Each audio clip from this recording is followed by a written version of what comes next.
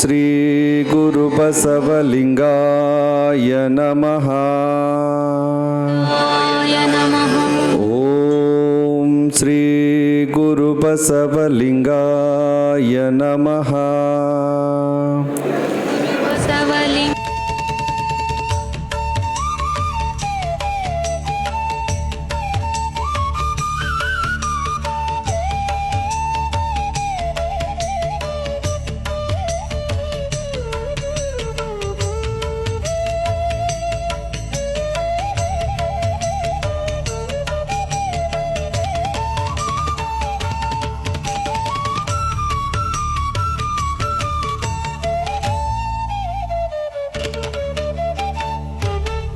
Sir ಮಾಡ್ತಾರೋ ಅದೇ ರೀತಿ ಕೂಡ ಅದು ಸನ್ನೆಯನ್ನು ಮಾಡ್ತದೆ, ಅವರ ಜೊತೆಗೆ ಮಾತನಾಡುತ್ತದೆ. ಇಂತಹ ವಿಶಿಷ್ಟ ತಂತ್ರಜ್ಞಾನವನ್ನ ನಮ್ಮ ಸ್ಟೀಮೇಜ್ ಹೆಮ್ಮೆಯ ವಿಷಯ. ಪೂಜ್ಯ ಶ್ರೀ ಡಾಕ್ಟರ್ ಅಲ್ಲಮಪ್ರಭು ಮಹಾಸ್ವಾಮಿಗಳವರ ಕನಸು ಇನ್ನೇನು ಕೆಲವೇ ಕೆಲವು ದಿನಗಳಲ್ಲಿ ನನಸಾಗಲಿದೆ. ನಮ್ಮ ಸ್ಟೀಮೇಜ್ಗೆ ಆಯ್ಕೆಗೊಂಡಿರುವಂತಹ ವಿದ್ಯಾರ್ಥಿಗಳು ಇಂತಹ ಅಪ್ರತಿಮವಾದ ರೋಬೋಟ್ಗಳನ್ನ ಮಾದರಿಯಾಗಲಿದ್ದಾರೆ. ರಾಷ್ಟ್ರ ಮತ್ತು ಅಂತಾರಾಷ್ಟ್ರ ಮಟ್ಟದಲ್ಲಿ ಮೆಂಚಲಿ ಎಂಬುದು ಪೂಜ್ಯ ಶ್ರೀ ಡಾಕ್ಟರ್ ಅಲ್ಲಮಪ್ರಭು ಮಹಾಸ್ವಾಮಿಗಳವರ ಆಶಯ.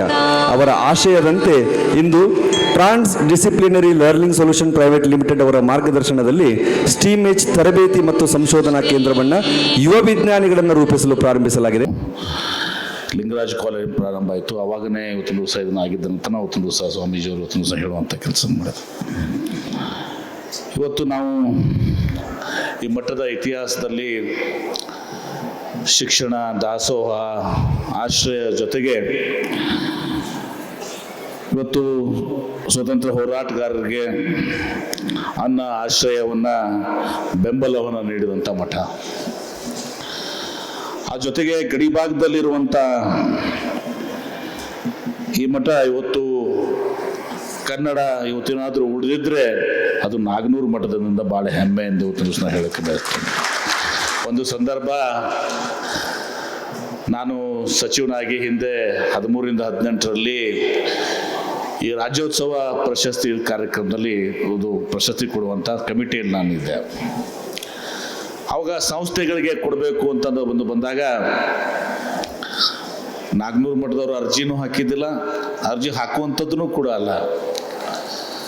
ಆದರೆ ಕನ್ನಡಕ್ಕೆ ಕೊಡುಗೆ ಕೊಟ್ಟಂಥ ನಾಗನೂರು ಮಠಕ್ಕೆ ಇವತ್ತು ದಿವಸ ನಾವು ರಾಜ್ಯೋತ್ಸವ ಪ್ರಶಸ್ತಿಯನ್ನು ಸಂಸ್ಥೆಗೆ ನೀಡುವ ಮೂಲಕ ಅವರು ಮಾಡಿದಂಥ ಸೇವೆಯನ್ನು ಇವತ್ತು ದಿವಸ ಸ್ಮರಿಸಿಕೊಳ್ಳುವಂಥ ಕೆಲಸವನ್ನು ಮಾಡಿದ್ವಿ. ಕನ್ನಡ ಉಳಿದಿದ್ದು ಮಠದಿಂದ ಇವತ್ತು. ಆ ಜೊತೆಗೆ ಕರ್ನಾಟಕ ಏಕೀಕರಣಕ್ಕೆ ಭಾಳ ದೊಡ್ಡದಾದಂಥ ಒಂದು ಕೊಡುಗೆಯನ್ನು, ಪಾತ್ರವನ್ನು ಇವತ್ತು ದಿವಸ ಈ ಮಠ ವಹಿಸ್ಕೊಂಡಿದೆ. ಇವತ್ತು ನಮ್ಮ BLD ಸಂಸ್ಥೆಯ ಸಂಸ್ಥಾಪಕರು ಒಂದು ಶಾಲೆಯಿಂದ ಪ್ರಾರಂಭ ಮಾಡಿದಂಥವರು ಡಾಕ್ಟರ್ ಫಗು ಹೊಳ್ಕಟ್ಟಿಯವರು. ತದನಂತರ ಬಂತನಾಳು ಶಿವಯೋಗಿಗಳು ಅದನ್ನು ಪೋಷಣೆ ಮಾಡಿ ದೊಡ್ಡದಾಗಿ ಬೆಳೆಸಿದರು. ನನ್ನ ತಂದೆಯವರು ವೈದ್ಯಕೀಯ ಕಾಲೇಜನ್ನು, ತಾಂತ್ರಿಕ ಕಾಲೇಜನ್ನು ಸ್ಥಾಪನೆ ಮಾಡೋಕ್ಕೂ 3ನೇ ಹಂತಕ್ಕೆ ಹೋಯಿದ್ರು. ಆದರೆ ವಚನ ಪಿತಾಮಹ ಫಗು ಹೊಳ್ಕಟ್ಟಿಯವರು ಬಗ್ಗೆ ಬಹುಶಃ ಎಲ್ಲರಿಗೂ ತಿಳಿದಿದೆ. ಇವತ್ತು ಬಸವಣ್ಣವರು, ಬಸವಾದಿ ಶರಣರು, ವಚನ ಸಾಹಿತ್ಯ, ಬಸವ ಸಾಹಿತ್ಯ ಏನಾದರೂ ಉಳಿದಿದ್ರೆ ಅದು ಡಾಕ್ಟರ್ ಫಗು ಹೊಳ್ಕಟ್ಟಿಯವ್ರ ಕಾರಣ. ಏನು ಮನೆ ಜಗಲಿ ಮೇಲೆ, ಮಠಗಳಲ್ಲಿ, ಕಿರಾಣಿ ಅಂಗಡಿಯಲ್ಲಿ, ಅಡತಿ ಅಂಗಡಿಯಲ್ಲಿ ಬಿದ್ದಂಥ ವಚನ ಕಟ್ಟುಗಳನ್ನು ಸಂಗ್ರಹಿಸಿ ತಮ್ಮ ಮನೆಯನ್ನು ಮಾರಾಟ ಮಾಡಿ ಇವತ್ತು ಧಾರವಾಡದಿಂದ ವಿಜಯಪುರಕ್ಕೆ ಬಂದು ವಿಜಯಪುರ ಕರ್ಮಭೂಮಿಯಾಗಿ ಮಾಡಿಕೊಂಡು ಇವತ್ತು ಶ್ರೇಷ್ಠವಾದಂಥ ಒಂದು ಕೊಡುಗೆಯನ್ನು ಕೊಟ್ಟಂಥವ್ರು ಡಾಕ್ಟರ್ ಫಗು ಹೊಳ್ಕಟ್ಟಿಯವರು. ಬಹುಶಃ ಅವ್ರು ಇದ್ದಿದ್ರೆ ಇವತ್ತು ನಾವು ಯಾರೂ ಕೂಡ ಪೂಜ್ಯ ಶ್ರೀಗಳು ನಾವು ಈ ಕಾರ್ಯಕ್ರಮದಲ್ಲಿ ಭಾಗವಹಿಸ್ತೀವಿ. ಯಾಕಂದ್ರೆ ನಮಗೆ ಬಸವ ಸಾಹಿತ್ಯ, ವಚನಗಳು ಯಾವುದೂ ಕೂಡ ತಿಳಿತಿಲ್ಲ. ಶರಣರು ಕೂಡ ಬಹುಶಃ ಅವರು ಹೊಳ್ಕಟ್ಟಿಯವ್ರಿಗಿಂತ ಮುಂಚಿತವಾಗಿ 50-100 ಜನ ಶರಣರ ಪರಿಚಯ ಆಗಿತ್ತು.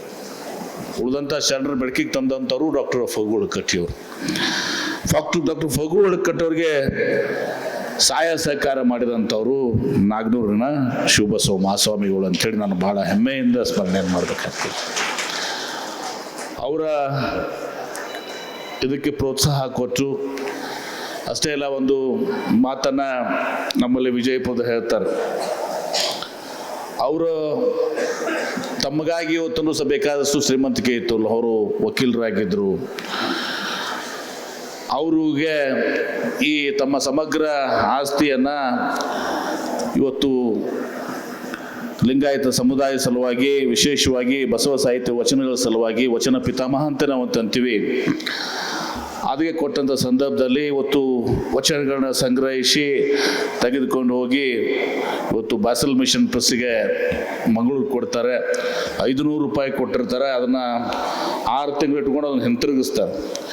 ಹಿಂತಿರುಗಿದ ಸಂದರ್ಭ ಇನ್ನೂ ಹೆಚ್ಚಿನ ದುಡ್ಡು ಬೇಕಾದ್ರೆ ಹೇಳ್ರಿ ನಾನು ಕೊಡ್ತೀನಿ ಅಂತ ಹೇಳ್ತಾರೆ. ಅದು ಇದು ಬಸವ ಸಾಹಿತ್ಯ ವಚನಗಳು ಇಷ್ಟು ಶ್ರೇಷ್ಠ ಅದಾವೆ. ನಮ್ಮ ಕ್ರಿಶ್ಚಿಯಾನಿಟಿ, ನಮ್ಮ ಬೈಬಲ್ಗೆ ಇದು ಪ್ಯಾರಲಲ್ ಆಗಿ ನಮ್ಮ ಇಂಟ್ರೆಸ್ಟ್ಗೆ ಇದು ಆಗ್ತದೆ ಅಂತ ಹೇಳಿದಾಗ ಇವತ್ತು ಅವರು ಹಿತಚಿಂತಕ ಪ್ರಿಂಟಿಂಗ್ ಪ್ರೆಸ್ಸನ್ನು ಮನೆ ಮಾರಾಟ ಮಾಡಿ ಪ್ರಿಂಟಿಂಗ್ ಪ್ರೆಸ್ಸನ್ನು ಪ್ರಾರಂಭ ಮಾಡಿದಂಥವ್ರು. ಅವ್ರಿಗೆ ಮನೆಗೆ ಹೋದಾಗ ನಾವು ಶಿವಬಸವ ಸ್ವಾಮಿಗಳು ಅವರಿಗೆ ಎಲ್ಲ ರೀತಿಯ ಸಹಾಯವನ್ನು ಮಾಡೋ ಜೊತೆಗೆ ಒಂದ್ಸಲ ಮನೆಗೆ ಹೋದಾಗ ಮನೆಯಲ್ಲಿ ಇವತ್ತು ಸಹ ಏನೂ ಇವತ್ತೊಂದು ಆಹಾರದ ಧಾನ್ಯಗಳಿರೋದಿಲ್ಲ. ಆ ಸಂದರ್ಭದಲ್ಲಿ ಅದನ್ನು ನೋಡಿ ಭಾಳ ಮನನೊಂದು ಮಹಾಸ್ವಾಮೀಜಿಯವರು ಇವತ್ತು ಒಂದು ವರ್ಷಕ್ಕೆ ಬೇಕಾಗುವಷ್ಟು ಎಲ್ಲ ಧಾನ್ಯಗಳನ್ನ ಇದನ್ನೆಲ್ಲನೂ ಕೂಡ ಹೋಗಿ ಮಾರಾಟ ಮಾಡಿ ಖರೀದಿ ಮಾಡಿ ಅದರ ಕಳಿಸಿ ಇವತ್ತಿನ ದಿವಸ ಹಳಕಟ್ಟಿಯವರ ಒಂದು ನೆರವಿಗೆ ಇವತ್ತಿನ ದಿವಸ ಬರ್ತಾರೆ.